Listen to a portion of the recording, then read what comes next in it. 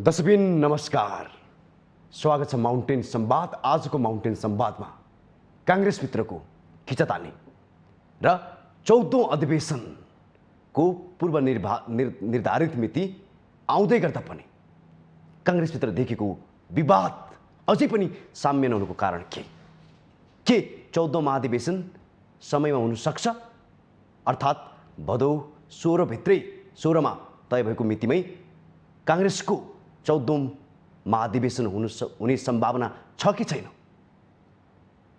यदि सम्भावना हो भने आजसम्म आइपुग्दा पनि काङ्ग्रेसभित्रको विवाद अर्थात् क्रियाशील सदस्यतामा देखेको विवाद अझै पनि टुङ्गो लागेको छैन।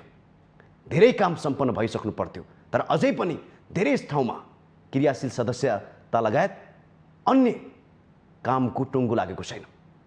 यस्तो जटिल समयमा पनि नेपाली काङ्ग्रेसको 14औं महाधिवेशन हुने सम्भावना न्यून छ र आम कार्यकर्ताहरूमा यसको अन्योलता बढिरहेको छ।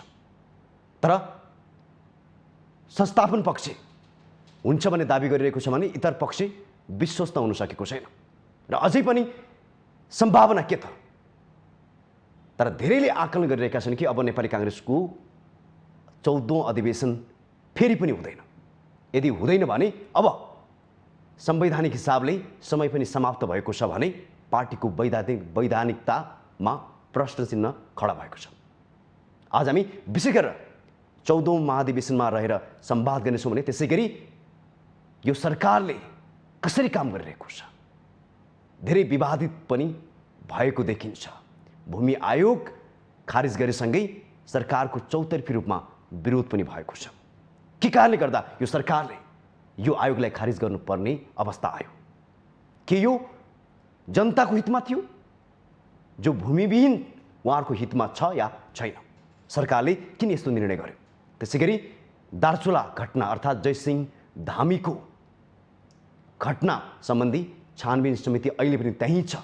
त्यो छानबिन समितिले गरेको प्रगति बारेमा पनि रहेर हामी संवाद गर्नेछौँ र संवादको लागि आज हामीसँग जोडिनु भएको छ नेपाली काङ्ग्रेसका नेता उपेन्द्र कार्की। अब भने म आजको संवाद अर्थात् आजको माउन्टेन संवादमा उहाँलाई जोड्न चाहन्छु। तपाईँलाई स्वागत छ। धन्यवाद भूपेन्द्रजी। अब आम नेपाली जनतामा र नेपाली काङ्ग्रेसका कार्यकर्ताहरूमा के भ्रम पैदा भएको छ भने फेरि पनि नेपाली काङ्ग्रेसको 14औं महाधिवेशन नहुने हो कि भन्ने शङ्का बढेको छ। यसलाई कसरी तपाईँ विश्लेषण गर्नुहुन्छ?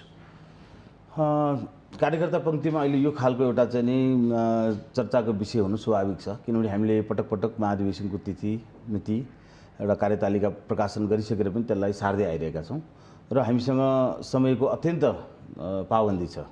नेपाली काङ्ग्रेस संवैधानिक ढङ्गले नै आफ्नो पार्टीको एउटा चाहिँ वैधानिकता जोगाउने कुरामा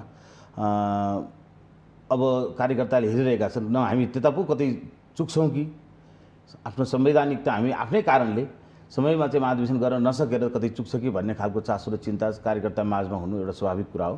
तर पार्टी सभापतिले पटक पटक भनिराख्नु भएको छ, म निर्धारित मितिमै अधिवेशनलाई चाहिँ उद्घाटन गर्न चाहन्छु र यो हुन्छ भनेर। मूल विषय के देखिराखेको छ भन्दाखेरि अहिले नेपाली काङ्ग्रेसको अधिवेशन गर्न तपाईँले उठाउनु भयो क्रियाशील सदस्यताको विवाद एउटा मूल विषय थियो।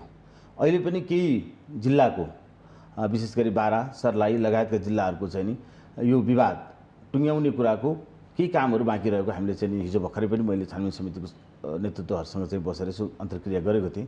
त्यो बाँकी छ। तर आज हाम्रो शीर्ष नेतृत्वहरू बसेर हिजो एउटा सहमति उहाँले गर्नुभएको छ नेतृत्व बसेर आज 2 बजे भित्रमा यो सबै क्रियाशील सदस्यताको जति पनि जहाँ विवादहरू छन् त्यो कुरालाई टुङ्ग्याउने भनेर तपाईँलाई मैले के कुरो थप्न चाहेको छ। हजुर, 6 महिनासम्म छानबिन समितिले खासै प्रगति गर्न सकेन, प्रतिवेदन पनि बुझायो तर त्यो विवाद रहित हुन सकेन।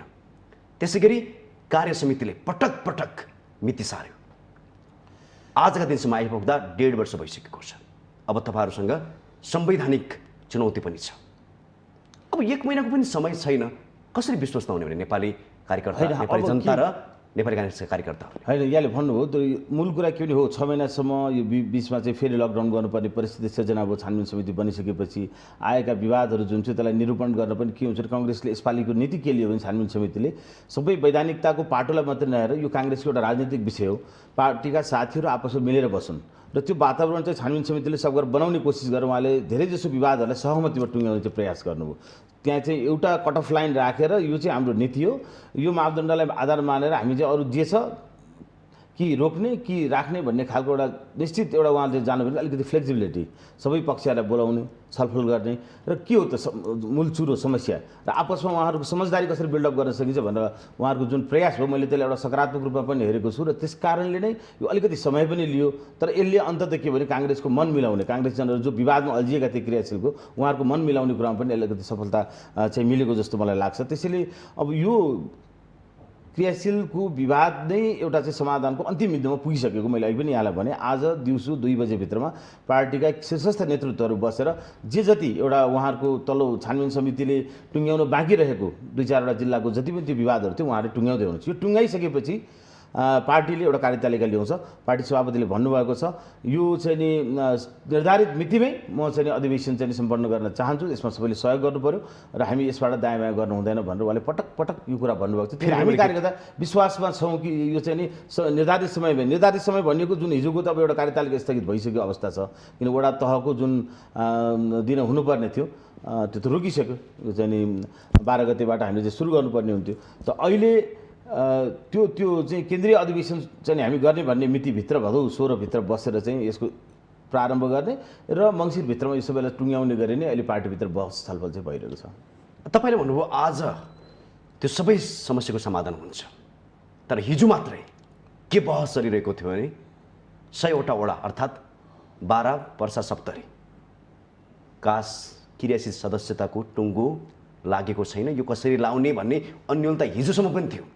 फेरि तपाईँ भन्दै हुनुहुन्छ आज त्यो सबै समाधान हुन्छ, कसरी हो? त्यही यो कस्तो छ भने यसमा केही चिजहरू वर्कआउट नभएको होइन, वर्कआउट भइसक्यो। कहाँ के मूल विवाद रहेछ त, समस्या कहाँनिर छ भन्ने कुराको चाहिँ छानबिन समितिले पनि त्यसको चाहिँ हरेक जिल्लाको वार्डको चाहिँ एउटा चाहिँ उहाँहरूले चाहिँ तथ्याङ्क र समस्याको चाहिँ पहिचान गरिसक्नु भएको छ। अब त्यसलाई यो किनभने हेर्नुहोस् अनसनै बस्नुपर्ने स्थिति होइन, केन्द्रीय नेतृत्वहरूले पनि अब त्यहाँ चाहिँ अब स्वाभाविक रूपमा क्रियाशील सदस्य हाम्रो एकदम फाउन्डिङ एउटा चाहिँ नि स्ट्रक्चर हो पार्टीको, त्यहाँको बेसबाट हाम्रा चाहिँ प्रतिनिधिहरू चुनिँदै आएर अनि उपल्लो शीर्षस्थ नेतृत्वसम्म पुग्ने खालको एउटा चाहिँ हाम्रो सङ्गठनात्मक संरचना जुन छ त्यो विषयमा लिएर चाहिँ साथीहरूले चाहिँ यो काहीँ न काहीँ नेतृत्व चयनको प्रक्रियामा को जित्ला को हार्ला भन्ने विषयसँगै सम्बन्धित भएर सबै विवादहरू अल्झिरहेका छन्।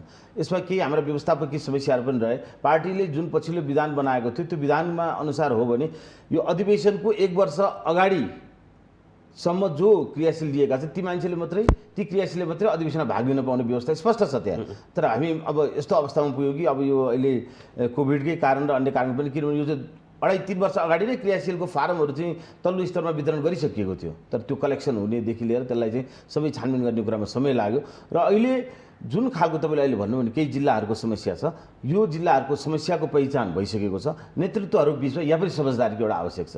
यहाँ चाहिँ कसैले कसैलाई निषेध गर्ने खालको चाहिँ एउटा चाहिँ नि राजनीतिक एउटा चाहिँ नि सोच कुनै पनि समूहमा भनौँ न, एउटा विचार समूह अहिले जसरी लाग्यो संस्थापन इतर भनेर जुन खालको एउटा चाहिँ छलफल प्रक्रियाहरू यसमा चलिरहेको छ, उहाँहरूको फरक विचारहरू जुन आइरहेछ त्यसको समायोजन म विश्वस्त छु। नेपाली काङ्ग्रेसको कल्चर आजसम्म यसले गर्दै आएका सबै निर्णयहरू जसरी सहमतिपछि टुङ्ग्याउने खालको एउटा वातावरण बनिरहेको छ र बनेको छ, त्यो इतिहास सबै कुरालाई हेरेर पार्टीको अधिवेशनलाई समयमा गर्नुपर्ने कुरालाई पनि ध्यानमा दिएर आज दिउँसो 2 बजे शीर्षस्थ नेतृत्वले जुन तोक्नु भएको छ आज यो विवादहरू समाधान हुन्छ। आज कसरी हुन्छ भने कि हिजोसम्म ठुलो विवाद देखेको छ, इतर पक्षले भनिरहेको छ कि क्रियाशील सदस्यतामा पनि धाँधली भएको छ, सम्मान भएको छ। तपाईँले भन्नुभएको कुरा चाहिँ के हो भने यो राजनीतिमा अलिकति चाहिँ एजेन्डाहरू पनि चाहिने हुँदो रहेछ। अब पछि अधिवेशनमा त जानु छ, अधिवेशनमा जाँदै गर्दाखेरि सबै नेतृत्वलाई आफ्नो एजेन्डा चाहिएको छ, सबै समूहलाई आफ्नो एजेन्डा चाहिएको छ। किनभने छानबिन समिति कुनै एकल पक्षीय बसेर चाहिँ नि छानबिन समिति बनेको होइन। रमेश लेखक आदरणीय नेता केन्द्रीय सदस्य हुनुहुन्छ, उहाँको नेतृत्वमा युवा नेतृत्वहरू पनि हुन्छ, प्रदीप पौडेल, कल्याण गुरुङ लगायतका सबै, हाम्रो श्याम घिमिरे लगायत होइन। त उहाँहरू सबै बसेर सबै पक्षहरूको त्यहाँ के छ भने तपाईँको हरेक जिल्ला क्लस्टरको चाहिँ निर्णय गर्दाखेरि दुइटै पक्ष त्यहाँ बसेर आपसमा समझदारी गरेपछि मात्रै त्यो टुङ्गो लाग्छ। कुनै एउटा पक्षले मात्रै यो कुरा यसो हो भनेर त्यो विवादको समाधान हुँदैन। भनेको मतलब के मैले यहाँलाई अनुरोध गर्न खोजेँ भने यो विवादको समाधान गर्ने कुरामा वर्कआउट गर्ने जो साथीहरू मेहनत गरेर काम गर्नुभएको छ, 6 महिनादेखि हामी अहिले कुरा गऱ्यौँ नि, पछिल्लो 2-3 महिना त हार्डली उहाँले चाहिँ एकदमै मेहनत गरेको हामीले देखिरहेका छौँ। उहाँहरूले गरेको काममा मलाई लाग्छ त्यो क्वेसन्स गर्नु भनेको चाहिँ फेरि हामीले आफूले नै पठाएका प्रतिनिधिहरू नेतृत्वहरूप्रति विश्वास नगरेर खालि एजेन्डाको लागि एजेन्डा उठाउँदा यसले पार्टीको हितमा चाहिँ हुँदैन जस्तो मलाई लाग्छ। तपाईँले यसो भनिराख्दाखेरि क्रियाशील सदस्यलाई लिएर नै अनसन पनि बसे, त्यो अझै पनि जारी छ भनौँ, अझै पनि जसले गुनासो पोखिराख्नु भएको छ उहाँहरू चाहिँ अझै पनि पोखिराख्नु भएको छ। योग्य व्यक्तिहरूले जो चाहिँ राम्रा व्यक्तिहरू छ जसले योगदान दिएको छ पार्टीमा, त्यसको कदर भएन। त्यही त त्यो पार्टी पदाधिकारीको बैठकले एउटा यसमा के गर्यो भने तपाईँले अघि सोध्नुभयो कि क्वेसनसँग रिलेटेड भएर आउँछ कि दुईवटा आदरणीय नेतृत्वहरू डाक्टर प्रकाश शरण महत र डाक्टर रामशरण महतलाई यसको जिम्मेवारी दियो। यसको समस्या के हो यसको समाधान गर्ने। त्यहाँबाट धेरै एउटा पक्षहरू त अनसनबाट फिर्ता पनि भइसकेको स्थिति छ, तर केही अझ समूह बाँकी छ। त्यहाँ त्यसको समस्याहरू उहाँले पहिचान गरिसक्नुभयो कि के त अब दुइटैको भावना मिलाउने चिज कहाँनिर छ, समस्या के हो भनेर। त्यसैले त्यो कुरा उहाँले एउटा प्रतिवेदन मार्फत एउटा अहिले इन्फर्मल रूपमा चाहिँ नेतृत्व बिचमा डिस्कसन डायलग भइसकेको छ त्यो कुराहरू। त्यसैले त्यही आधार पनि आज बैठक बस्दैछ। त्यसको आधार यो समस्या यहाँ रहेछ, यसलाई यसरी मिलाउँ भनेर आउँछ। पार्टीले अब समय सीमालाई पनि ध्यानमा राखेर यदि आपसमा समझदारी गरेर त्यो मिल्छ भने मलाई लाग्छ आज मिल्छ, मिलेन भने स्थगित गरेर भए पनि यो पुरानो क्रियाशीलबाट नै अधिवेशन गर्ने गरे भए पनि जाने भन्ने खालको सोच मैले चाहिँ नि नेतृत्व तहबाट त्यो पाइरहेको छु। तर मलाई विश्वास छ यो चाहिँ नि यो समस्या चाहिँ नयाँ क्रियाशील साथीहरूले पनि भाग लिन पाउने गरी आज उहाँहरूले एउटा चाहिँ नि निर्णय चाहिँ त्यहाँ आउँछ। आज निष्कर्ष हुन्छ, आज आउँछ। के कारणले हुन्छ हिजोसम्म भएको थिएन? मैले भने किनभने यसको एक्सर्साइज लामो तहमा भइसकेको छ क्या। जुन दिनबाट समस्याको उठान भयो त्यही दिनदेखि यसको विषय के हो त भन्ने पहिचान त छानबिन समितिले आफ्नो ढङ्गले, नेतृत्व तहले आफ्नो ढङ्गले यसको पहिचान भइसकेको छ। र पछिल्लो जुन दुईवटा शीर्षस्थ नेतृत्वहरूलाई, केन्द्रीय नेतृत्वहरूलाई यो जिम्मेवारी दिएको छ, उहाँहरूले यसको चाहिँ नि मोटामोटी समस्याको समाधान निकालिसक्नु भएको मैले चाहिँ इन्फर्मेसन पाएको छु। अनि काङ्ग्रेसभित्रको विवाद नै यसैमा छ लामो समयदेखि। तपाईँ भन्दै हुनुहुन्छ आज यसको निर्केल हुन्छ, तर विवाद नै यसैले लम्ब्याएको छ। आज निर्केल हुने त्यस्तो कारणै के छ? होइन, मैले यहाँलाई अहिले पनि भनिसकेँ कि यो समस्याको समाधान नभए अब नेपाली काङ्ग्रेस अधिवेशनमा अगाडि जानै सक्दैन। सबभन्दा पहिलो कुरा त काङ्ग्रेसलाई अधिवेशन बहस सुरु भइसक्यो होइन, 14 अधिवेशन हुँदैन भन्ने बहस सुरु भइसकेको अवस्था छ। तर नेतृत्वले अझै पनि हुन्छ भनेर चाहिँ नि भनिरहेको छ भनेर चुनौतीहरू छन्। चुनौतीहरू कहाँ छन् भन्दाखेरि सबैभन्दा पहिला त क्रियाशीलको समस्या समाधानमा चाहिँ त्यो यति काङ्ग्रेसको देशभरिको 77 जिल्लाको समस्याहरू अहिले आएर कहाँ अड्किएको छ, 3-4वटा जिल्लामा अड्किएको छ। अरू सबै समाधान भइसकेको छ। यो 3-4वटा जिल्लाको पनि मैले अघि भने वर्कआउट सिद्धिसकेको छ। यसको समस्याको समाधान हामी गर्छौँ भनेर नेतृत्वले आज बैठकै राखिसक्नु भएको अवस्था हो। अब मैले यहाँलाई अनुरोध गर्न खोजेको कुरा के हो भन्दाखेरि पार्टीसँग अब समय सीमा नै छैन हामीसँग।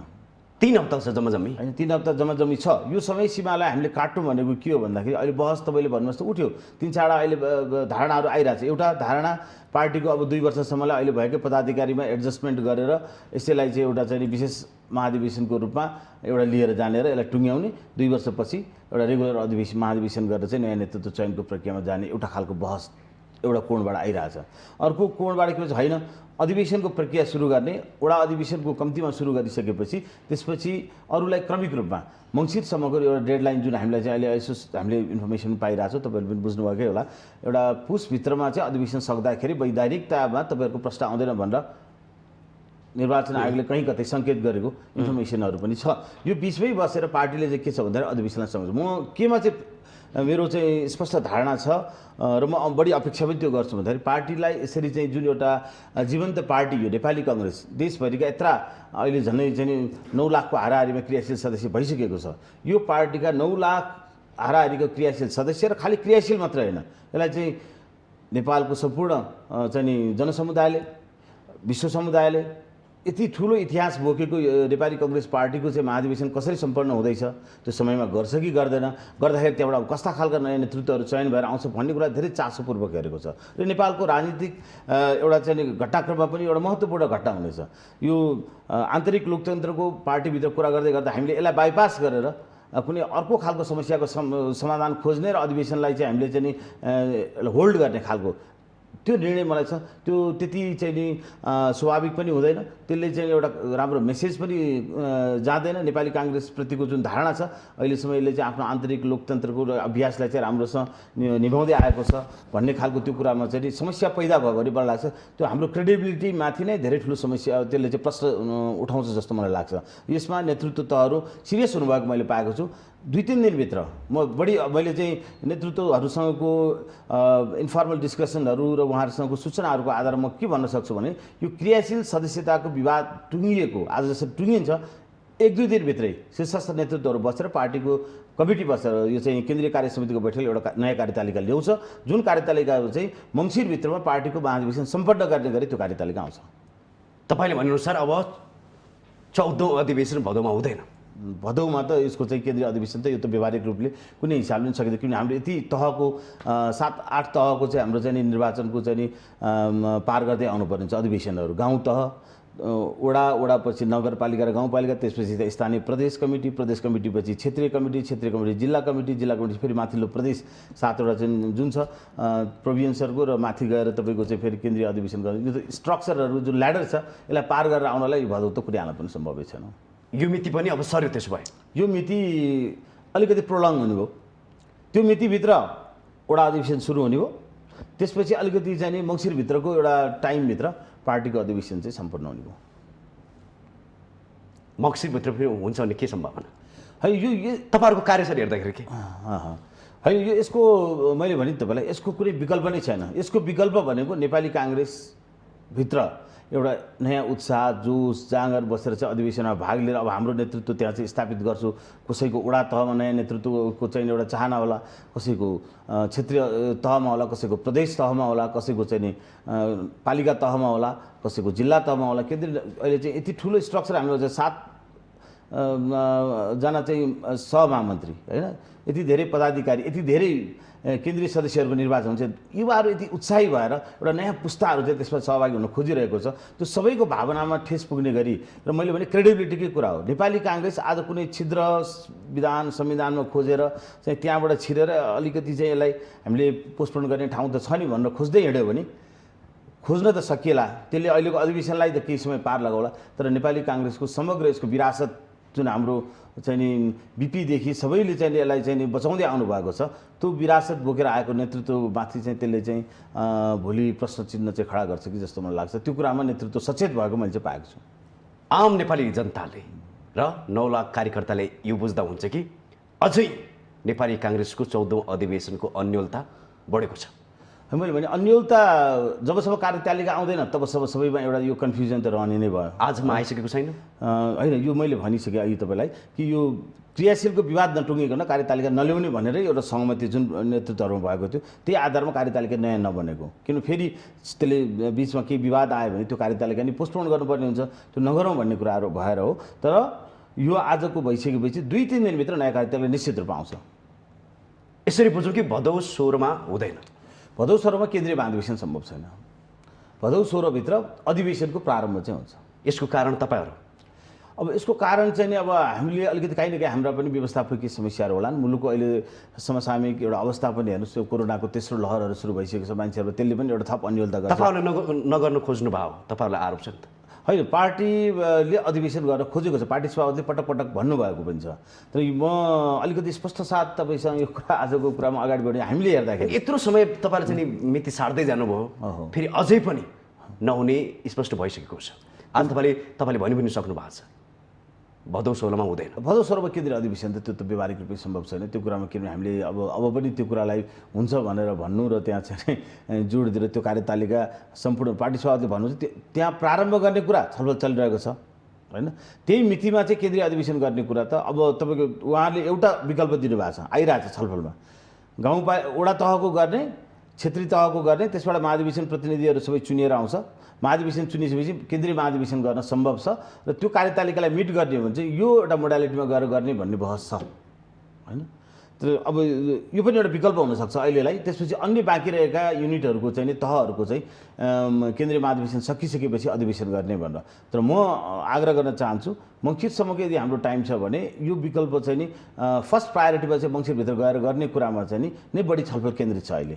भएन भने तपाईँले यसो भनिराख्दाखेरि यदि भदौ 16मा भएन भने इतर पक्षले के भनेको छ भने न हामी सरकारलाई सहयोग गर्छौँ न पार्टी नेतृत्वले नै सहयोग गर्छौँ। हो तपाईँकै कुराबाट पनि के बुझिन्छ भन्दाखेरि हाम्रो चाहिँ नि रामचन्द्र दाई पौडेल समूहहरू जो भनेर अहिले जसरी चिनिएको छ त्यहाँबाट पनि आवाज त के आयो त अधिवेशन टाइममा गर्नुपर्छ भन्ने नै आयो नि त। पार्टी सभापति भनिरहेको छ म अधिवेशन कुनै हालतमा सर्दैन उहाँले पटक पटक भन्नुभयो। तर धेरैचोटि सकियो।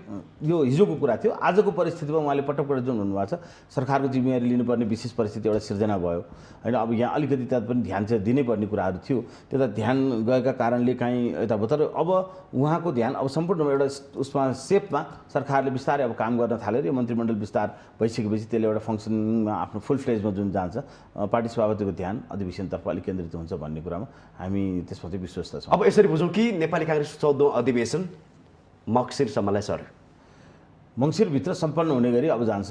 यो चाहिँ अब अलिकति व्यवहारिक जुन कठिनाइहरू हामीले चाहिँ समयमा सबै कुराहरूलाई पूर्ण गर्न नसक्दाखेरि देखिएका कुराहरूलाई समाधान गरेर त्यसको विकल्प त देखिँदैन। वैधानिकता फेरि टरेको हो। वैधानिकता त्यो बेलासम्म हामीले गर्न सक्यौँ भने हाम्रो चाहिँ वैधानिकता हामी चाहिँ बचाउन सक्छौँ। त्यसको लागि अन्य खालका छिद्रहरू हामीले खोज्नु परेन। त्यसपछि पनि केही उपाय खोज्नु पर्ला नि त।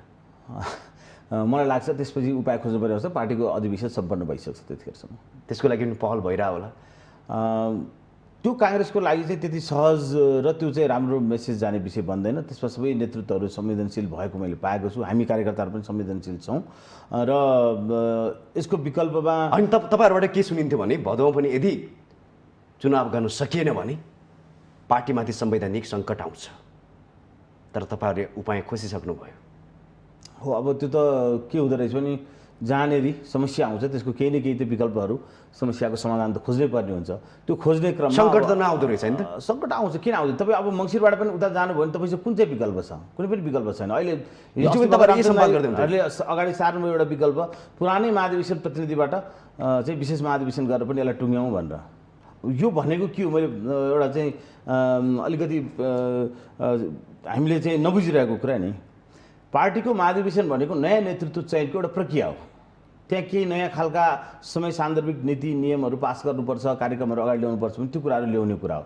जब हामी पुरानै चिजबाट गर्दैछौँ भने त्यो त महाधिवेशनको नाउँमा एउटा त्यो त भोलि त नाटक जस्तो मात्रै होला है हामी कार्यकर्ताले हेर्दाखेरि। कि त्यहाँ त तपाईँले चाहिँ यत्रा मान्छेहरू 100% क्रियाशील थपेर 4.5 लाखको क्रियाशील सदस्य सङ्ख्यालाई हामीले 9 लाख जतिको हाराहरू पुऱ्याइसक्यौँ।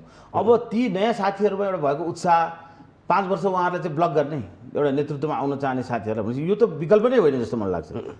विकल्प हामीसँग एउटै मात्रै छ, कार्यतालिकालाई पुनर्तालिकीकरण गरेर यो मङ्सिरभित्रको डेडलाइनलाई समातेर केन्द्रीय महाधिवेशनसम्म सबै स्ट्रक्चरको एउटा चाहिँ अधिवेशनहरू गर्ने भन्दा अरू विकल्प काङ्ग्रेससँग छैन। समस्या त तपाईँले पनि आइपर्यो नि त। जति लम्बिँदै गए तपाईँ पनि काठमाडौँबाट सभापतिको रूपमा चाहिँ उड्दै हुनुहुन्थ्यो। हजुर, तपाईँको पनि सपना पुरा नहुने भयो। म एउटा प्रतिनिधि पात्र भएँ होला, तर आज हेर्नु 77 जिल्लामा कति साथीहरू एउटा उत्साह भएर लागेको छ। मैले भने गाउँ तहदेखि वडा तहदेखि हरेक ठाउँमा साथीहरूको त्यो एउटा नेतृत्वमा बसेर काम गर्ने, काङ्ग्रेसको लागि सङ्गठनात्मक रूपमा चाहिँ भूमिका निर्वाह गर्ने उहाँहरूको चाहिँ त एउटा तीव्र इच्छा छ नि त। त्यसको चाहिँ एउटा महाधिवेशनले एउटा यस्तो खालको चाहिँ नि समय हो जतिखेर उनीहरूले अवसर पाउँछन्। अब त्यो अवसरबाटै वञ्चित हुने अवस्था मलाई लाग्छ त्यो त एकदमै दुःखद हुन्छ। त्यो चाहिँ म एउटा प्रतिनिधि पात्र भएँ होला, भोलि अरू यही काठमाडौँमा अहिले 6-7 जना आकाङ्क्षी साथीहरू देखिनु भएको छ। सबैजना योग्य हुनुहुन्छ, सबैजना चाहिँ त्यसको लागि चाहिँ नि उहाँहरूले लामो समय दुःख गरेर पार्टीको लागि काम गरेर अब म जिल्ला सभापति चाहिँ बनेर म योगदान गर्छु भनेर आइराख्नु भएको छ भनेपछि भोलि त्यो अभ्यासमै भाग लिन नपाउने, त्यो अवसर नै उहाँहरूले नपाउने अवस्था सिर्जना भयो भने त त्यो सुखद होइन। त्यो अवसरहरू सृजना हुन्छ भन्ने कुरामा म विश्वस्त छु। तर अरूभन्दा तपाईँले सहज छ नि त। सहज यस्तो हो, अब अहिले मैले निश्चित रूपमा अहिले तपाईँले उठाउनु भयो जस्तो मैले नेपाली काङ्ग्रेस काठमाडौँमा एकपटक जिल्ला सभापतिको हैसियतले नेतृत्व गर्ने चाहना राखेको छु, मेरो आकाङ्क्षा छ। त्यसको कारण के हो भन्दाखेरि अहिले काठमाडौँमा जुन खालको एउटा चाहिँ सङ्गठन, एउटा राजधानी भइकन यहाँको सङ्गठन चलिरहेको छ त्यसलाई एउटा विशेष ढङ्गले, एउटा नयाँ ढङ्गले अहिलेको युवा पुस्ताहरूलाईसँग पनि जोडिएर यहाँका विविध एउटा चाहिँ राजधानी भएपछि यहाँ चाहिँ बस्ती पनि त्यही खालको छ र एउटा मिक्स सोसाइटी यहाँबाट 77 जिल्लाबाट आएका चाहिँ नि नेपाली काङ्ग्रेस प्रजातन्त्र लोकतन्त्रप्रति एउटा चाहिँ विश्वास गर्ने साथीहरूको एउटा चाहिँ पनि ठुलो क्लस्टर्स छ। त्यो उहाँहरूको पनि के छ त चाहनाहरू एक्सपेक्टेसन्सहरू पार्टीले कसरी निर्वाह गर्दै हुन्थ्यो भन्ने खालको कुराहरू जुन छ यहाँ यो एउटा चाहिँ पुरानो एउटा चाहिँ हाम्रो चाहिँ नि नेवारी सभ्यताको पनि एउटा केन्द्रबिन्दु हो। उहाँहरूको एउटा विविध खालका चाहिँ नि रीतिरिवाजहरू चाडपर्वहरू लगायतका धेरै खालका चाहिँ हाम्रा चाहिँ नि प्रथाहरू छन्। ती कुराहरूको पनि संरक्षण र सम्वर्धनमा चाहिँ नि नेपाली काङ्ग्रेसको भूमिका होस् भन्ने चाहिँ किनभने अस्ति भर्खरै हामीले हेऱ्यौँ तपाईँको चाहिँ नि माइतीघर मण्डलामा त्यति धेरै हाम्रो चाहिँ नि सङ्ख्या आफै स्वतस्फूर्त रूपमा आएर चाहिँ उहाँहरूको चाहिँ नि एउटा गुठी विधेयक सम्बन्धी जुन खालको एउटा समस्या आएको त्यो समाधान गर्न उहाँहरू आउनु पर्यो। भोलि किनभने सरकारले गलत निर्णय गर्यो अथवा कुनै एउटा चाहिँ नि निकायले गलत निर्णय गरिदियो भने त्यहाँको चाहिँ नि धर्म संस्कृति परम्परामा पुग्ने चोटले त्यहाँको जनभावनालाई कसरी चाहिँ असर गर्दो रहेछ भन्ने कुराहरू त देख्यौँ नि हामीले। मैले यसलाई जोड्न खोजेको भने ती कुराहरूको पनि संरक्षण र सम्वर्धनमा नेपाली काङ्ग्रेसको ध्यान पुग्न आवश्यक छ। यसरी र काङ्ग्रेसलाई अलिकति के छ भने अर्को एउटा चुनौती चाहिँ तपाईँको अहिले के देखिएको छ पछिल्लो चाहिँ नि निर्वाचनका परिणामहरूले गएको स्थानीय निर्वाचनको परिणाम र तपाईँको संसद सङ्घीय निर्वाचनहरू जुन थियो नेपाली काङ्ग्रेसको ठुलो भोट ब्याङ्क विशेष गरी युथ्सहरू जुन चाहिँ नेपाली काङ्ग्रेससँग विभिन्न ढङ्गले जोडिराखेको थियो उहाँहरूको चाहिँ अलिकति डेभिएसन्स चाहिँ नि नयाँ चाहिँ नि दलहरूतर्फ देखियो। त्यो भोटले प्रश्न देखायो किन भन्दाखेरि तपाईँको साझा विवेकशीलको नाउँमा परेको भोटर होस् होइन यी सबै कुराहरू के छ भने त्यसमा चाहिँ निर्वाचनको बेलामा हामीले कुरा गऱ्यौँ युथ साथीहरूलाई हामीले होल्ड गर्न सकेनौँ। धेरै नेपाली काङ्ग्रेसको भोट चाहिँ नि नेपाली काङ्ग्रेसको महानगरकै उठ्दाखेरि रन्जु दर्शनाले किशोर थापाहरूकोमा गयो ठुलो एउटा बल्क भोट नै त्यहाँ चाहिँ गयो। त्यो भोट जाने चाहिँ धेरै जस्तो डेमोक्रेट साथीहरूकै भोटहरू चाहिँ त्यहाँ गयो भन्ने कुराहरू छ। हरेक निर्वाचन क्षेत्रमा 5-7 हजार 5-7 हजारको एभरेजमा काठमाडौँको चाहिँ नि भोटहरू चाहिँ नि साझा विवेकशीलले चाहिँ होल्ड गरे त्यतिखेर। त्यो भोटहरू डेमोक्रेटिक एउटा चाहिँ नि उसकै एउटा चाहिँ शक्तिकै भोटहरू चाहिँ त्यहाँ थियो र त्यो काङ्ग्रेसले एट्र्याक्ट गर्नुपर्ने भोटहरू हामीबाट डेभिएट भयो। त्यस कारण यो चुनौती काङ्ग्रेसको सामु त्यो किन डेभिएट भयो त त्यो युथ त्यो युवा पुस्तालाई किन काङ्ग्रेसले चाहिँ आफ्नो साङ्गठनिक संरचनाभित्रबाट विश्वास दिलाएर हामी नै उहाँहरूका एस्पिरेसन्सहरू एक्सपेक्टेसन्सहरूलाई मिट गर्न सक्छौँ। उहाँले जुन देश विकासको हाम्रो चाहिँ नि काठमाडौँको एउटा चाहिँ विकासको जुन खालको एउटा भिजन सोचहरू उहाँहरूसँग छ त्यसलाई चाहिँ लिएर काङ्ग्रेसको सङ्गठन हिँड्न सक्छ भन्ने कुराको विश्वास दिलाएर यी सबैलाई समायोजन गरेर अगाडि बढ्न आवश्यक छ। र तिनै कुराहरू लिएर मैले चाहिँ नि भोलिको दिनमा काङ्ग्रेसलाई एउटा भिजिबल काङ्ग्रेस एउटा चाहिँ सेन्सिबल काङ्ग्रेस र एउटा एक्सेसिबल काङ्ग्रेस सबैको लागि एक्सेस हुने खालको एउटा चाहिँ नि जनभावनाको कदर गरेर सबै खालको सेक्टर्सहरूको चाहिँ नि यहाँ जति पनि स्टेक होल्डर्सहरू छन् उहाँहरू सबैको भावनाहरू बुझेर काम गर्ने खालको एउटा सेन्सिबल काङ्ग्रेस र एउटा चाहिँ भिजिबल भने एक्टिभिटिजमा देखिराख्ने जनताको सुख दुःखमा देखिराख्ने कुनै एउटा विषयहरू आउँदाखेरि त्यहाँ चाहिँ एक्टिभिटिज मार्फत देखिराख्ने एउटा काङ्ग्रेस बनाउने अभियान म चाहिँ छेड्न सक्छु र त्यसको नेतृत्व गर्न सक्छु। त्यो आजको आवश्यकता हो भनेर मैले काङ्ग्रेसको आफ्नो जिल्ला सभापतिको उम्मेदवारी अगाडि बढाएको छु। अब यो अवसरहरू सृजना हुँदै गर्दा मैले भने अधिवेशनको जुन चाहिँ एउटा कार्यतालिकाहरू अगाडि आउँछ भोलि म जस्तै योग्य साथीहरूको बिचबाटै हामीले प्रतिस्पर्धा गर्ने हो। म मात्रै योग्य होइन अरू साथीहरू पनि योग्य हुनुहुन्छ उहाँहरूको आफ्नै लगानी छ योगदान छ क्षमता छ तर अरू ती सबै साथीहरूको भावनालाई पनि बुझेर मैले चाहिँ अलिक फरक ढङ्गले काङ्ग्रेसलाई भोलि काठमाडौँमा लिड गर्न सक्छु भन्ने एउटा सोचका साथ आफ्नो उम्मेदवारी अगाडि बढाएको छु। म र म जस्ता यस्तै धेरै सोच राख्ने साथीहरूले यो अधिवेशनको तिथि र मिति नै कुरेर बसिराख्नु भएको छ। त्यसैले चाहिँ हामी के चाहन्छौँ भन्दाखेरि काङ्ग्रेसले नेतृत्वले यो चाहिँ नि तालिका भोलि काङ्ग्रेसको संवैधानिकता पनि बस्ने गरी काङ्ग्रेसका तमाम युवा साथीहरू सबै खालका चाहिँ साथीहरू महिलाहरूको चाहिँ दलितहरूको सबैले चाहिँ एउटा नयाँ खालको नेतृत्व चाहिँ हामी निर्माण गर्छौँ भने जसरी यसमा लागिराख्नु भएको छ अधिवेशनको प्रक्रियामा उहाँहरूलाई चाहिँ फेरि हामीले चाहिँ नि दुखित नबनाउने गरी अधिवेशन चाहिँ नि तपाईँले अघि भन्नुभयो जस्तै जुन विभिन्न कोणबाट उठिरहेको कुराहरूले 2 वर्ष सार्ने नयाँ अरू अरू खालका विकल्पमा जाने कुराहरू चाहिँ त्यो चाहिँ मलाई लाग्छ काङ्ग्रेसको नेतृत्वले गर्दैन र गर्नु हुँदैन। भदौ 16 पछि उपेन्द्रजीलाई पनि हजुर नेपाली जनता र नेपाली काङ्ग्रेसका कार्यकर्ताले तपाईँलाई काठमाडौँको सभापति हेर्न चाहेका थिए तर त्यो सपना पुरा नहुने भयो। होइन त्यो मैले भने अब 16 को सट्टा त्यो चाहिँ तपाईँको भदौको सट्टा असोज होला कार्तिक होला तर मङ्सिरभित्र नयाँ नेतृत्वहरू वडा तहदेखि हरेक तहमा एउटा चाहिँ अधिवेशनको प्रक्रियाबाट चाहिँ आउनुहुनेछ साथीहरू र त्यो अवसर चाहिँ पार्टीले निर्माण गर्छ। तपाईँलाई शुभकामना पनि छ। धन्यवाद छ। अब म थोरै प्रश्न चेन्ज गर्न चाहे। हजुर हजुर तत्कालीन सरकारले संविधानमाथि प्रहार गर्यो र देशमा अराजकता फैलियो भनेर तपाईँहरूको गठबन्धन सरकार पनि निर्माण भयो। तर सुरुवाती दिनदेखि नै सरकार निकै नै चुनौतीपूर्ण अवस्थामा अर्थात् विरोधी बनेको छ। यो सरकारको पनि आलोचना भएको छ। कारण के? है आलोचना मलाई लाग्छ त्यस्तो रूपमा भइसकेको छ। सरकार भर्खर गठन भएको छ, अहिले मन्त्रीमण्डल पनि पूर्ण रूपमा विस्तार भइसकेको अवस्था छैन र सरकारको प्रमुख दायित्वको रूपमा अहिले यहाँले भन्नुभयो हिजोको विगतको सरकारले संवैधानिक दायराहरू नागेर जे जस्ता खालका निर्णयहरू गर्ने र एउटा चाहिँ नि व्यक्ति नै स्टेट हो, अरू चाहिँ राज्यका सबै अङ्गहरू केही पनि होइनन्, राज्यमा चाहिँ नि भएको हामीले निर्माण गरेको संविधान पनि केही होइन भनेर जसरी काम हो, त्यसको विकल्पमा यो सरकार चाहिँ नि संसदभित्रैबाट निर्माण भएको एउटा विशेष परिस्थितिमा विशेष खालको सरकार होइन भने 61 सिटमा खुम्चिएको काङ्ग्रेस आज 165 ल्याएर संसदबाट फेरि चाहिँ नि प्रधानमन्त्रीको हैसियतमा एउटा चाहिँ त्यसको सरकारको नेतृत्व गर्ने ठाउँमा चाहिँ पुग्ने थिए। त्यो अवसर तपाईँहरूलाई मिल्यो? तपाईँहरूलाई के आरोप छ? तपाईँले पनि भनिसक्नुभयो कि अझै पनि मन्त्रीमण्डल विस्तार हुनु बाँकी छ। तर त्यो काम बाँकी हुँदाहुँदै पनि भूमि आयोग जस्तो एउटा राम्रो काम गरिरहेको आयोगलाई नै तपाईँहरूले चाहिँ खारिज गरिदिनु। होइन, यो त राम्रो काम कसरी हेर्नुहोस्, भूमि आयोगको कुरा तथ्याङ्कमा अहिले आइसकेको छ। अरबौँ रुपियाँ कार्यकर्तालाई त्यहाँ भर्ती केन्द्र बनाएर हरेक जिल्लामा 3 जना कार्यकर्ताहरू राख्ने, त्यहाँको खर्चहरू व्यवस्थापन गरेर अहिले चाहिँ नि कुनै खालको कङ्क्रिट एउटा चाहिँ नि प्लान नभइकन भूमि व्यवस्थापन जस्तो यो जटिल विषय हिजो पनि यो चाहिँ भएको थियो। हेर्नुहोस्, यो विषयमा एउटा राष्ट्रिय सहमतिको एउटा वातावरण नबनिकन, सबै चाहिँ राजनीतिक दलहरूको एउटा समान धारणा नबनिकन यो समस्याको समाधान हुनसक्छ? कदाचित सक्दैन। हो, यो समस्याहरू छन्, यसको समाधान गरिनु पर्दछ। तर कुनै एउटा दलले एउटा चाहिँ आफ्नो कार्यकर्तालाई भरण पोषण गर्नका लागि निर्माण गरेको एउटा संरचनाबाट भूमि आयोगबाट यसको चाहिँ समस्याको समाधान सम्भव पनि थिएन र यसले खासै कुनै रिजल्ट दिन पनि सकेन। खालि राज्यको धेरै ठुलो ढुकुटी चाहिँ नि धनराशि यसमा खर्च भयो। त्यसको जवाबदेही को हुन्छ त? अहिले हिजो जसले गठन गर्यो अनि आयोग नै खारिज गर्नुपर्ने अवस्था किन आयो? आयोग के त्यो त खालि कार्यकर्ताहरूको चाहिँ एउटा यो विज्ञहरूको चाहिँ एउटा यो चाहिँ नि आयोग पनि थिएन। यो विज्ञहरू सम्मिलित भएको जिल्ला स्तरमा जुन बटेको संरचनाहरू पनि थिएन। यो त कार्यकर्ताहरूलाई खालि इन्गेज गर्नको लागि र उहाँहरूलाई चाहिँ ल तपाईँहरू त्यहाँ चाहिँ बस्नुहोस्, तलब भत्ता के छ त्यो चाहिँ सुविधाहरू लिनुहोस् र मैले चाहिँ यो गरिदिएको छु तपाईँहरूको लागि व्यवस्था भन्नको लागि बाहेक यसले रियलमा चाहिँ ग्राउन्डमा गएर यो चाहिँ समस्या समाधान गर्नको लागि यो आयोग गठन भएकै थिएन। तर आयोगले के भनिरहेको थियो भने असोजभित्रै धेरै व्यक्तिहरू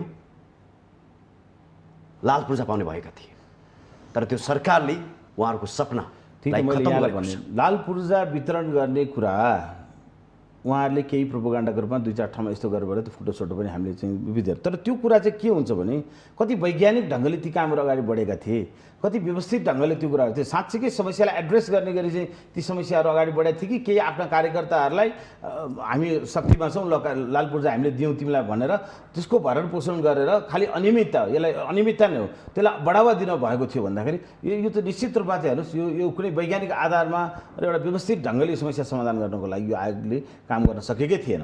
तपाईँले पूर्ण रूपमा अनुसन्धान गरेर यो आयोगलाई खारिज गर्नुभयो? यस, यसले किनभने यसले गरेको खर्च तपाईँले हेर्नुहोस्, अरबौँ रुपियाँ खर्च यो जुन यसले गठन भइसकेपछि गर्यो, के आयो प्रतिफल त्यसबाट? के पनि छैन।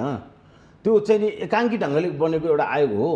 त्यसपछि यो त राष्ट्रिय एउटा सहमतिको आयोग चाहिँ बन्नुपर्छ। यो त एउटा राष्ट्रिय समस्या हो। यो चाहिँ भोलि कुनै एउटा दल विशेषको कार्यकर्तालाई, भोलि नेपाली कङ्ग्रेस होस् अथवा अन्य दल होस्, त्यसको कार्यकर्तालाई सम्बोधन गर्न, त्यसलाई 2-4 वटा आफ्ना चाहिँ 10-20 हजार कार्यकर्तालाई लाल पूर्जा बाँड्नको लागि चाहिँ यो गठन हुने खालको आयोग होइन। यो यसले चाहिँ साँच्चीकै भूमि सम्बन्धी समस्याको समाधान गर्ने, हाम्रो चाहिँ हेर्नुहोस् तराईमा गयो भने किसान मुसहर लगायत धेरै मान्छेहरू अहिले पनि चाहिँ भूमिहीन छन्, मेचे होइन लगायतका धेरै हाम्रो चाहिँ यो चाहिँ अनप्रिभिलेज ग्रुपहरू जुन चाहिँ यसबाट छन् र अहिले काठमाडौँ लगायतका ठाउँहरूमा पनि अब सुकुम्बासीको गाउँमा चाहिँ गलत मान्छेहरूले चाहिँ जग्गाहरू कब्जा गरिरहेको परिस्थिति हामी ठाउँ ठाउँमा देख्न सक्छौँ र अन्यत्र पनि यो खालको प्रवृत्ति मौलाएको छ।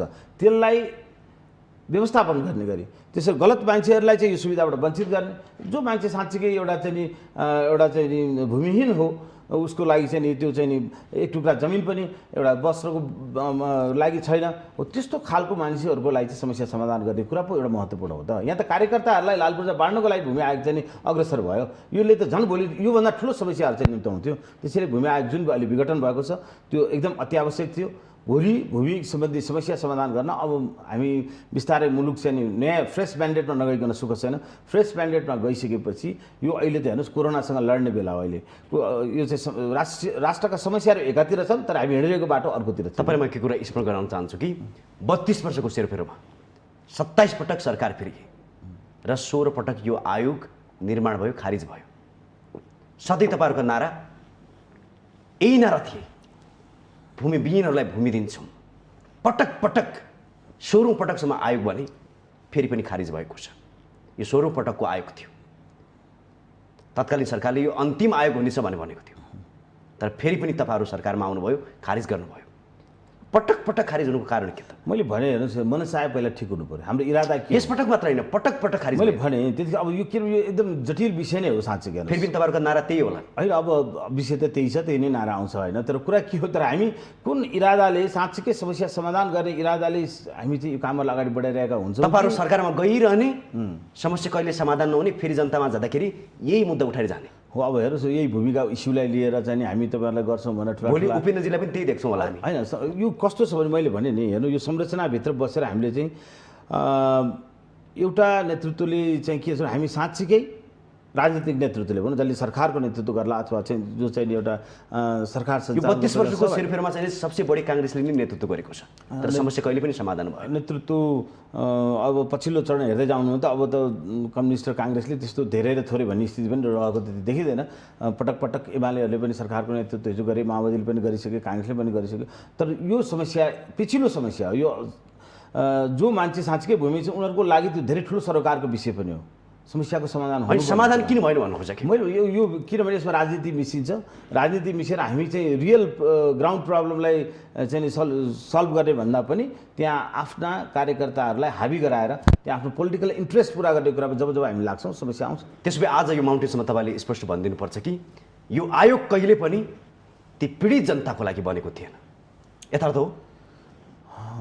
गर्छु भनेर नै बनेको हो, तर त्यसलाई त्यो काम गर्ने तरिकामा काहीँ न काहीँ समस्या भएर यो कुराहरू आइरहेका छन्। नत्र 16 पटकसम्म एउटै आयोग निर्माण हुनुपर्ने, खारिज हुनुपर्ने कारण के त? मैले भने यो यसकोमा चाहिँ किनभने हामीले काम गर्ने एउटा हाम्रो व्यवस्थापकीय कुराहरू र सोचहरू यसलाई चाहिँ पोलिटिकल एउटा हाम्रो चाहिँ प्ले ग्राउन्ड मात्रै नबनाएर साँच्चीकै रियल प्रब्लम सल्भ गर्ने ढङ्गले हामी सबैजना प्रतिबद्ध भइदिएको भए मलाई लाग्छ यसको सल्युसन हुन्थ्यो। अब यहाँनिर अलिकति यहाँ कहीँ न कहीँ पोलिटिकल चाहिँ बढी इन्ट्रेस्ट हाबी भएर यो समस्याहरू आयो। तपाईँलाई मैले थोरै सोध्न चाहेँ कि हजुर हजुर नेताहरूलाई अलिअलि लाल लाग्नु पर्थ्यो पर्दैन थियो?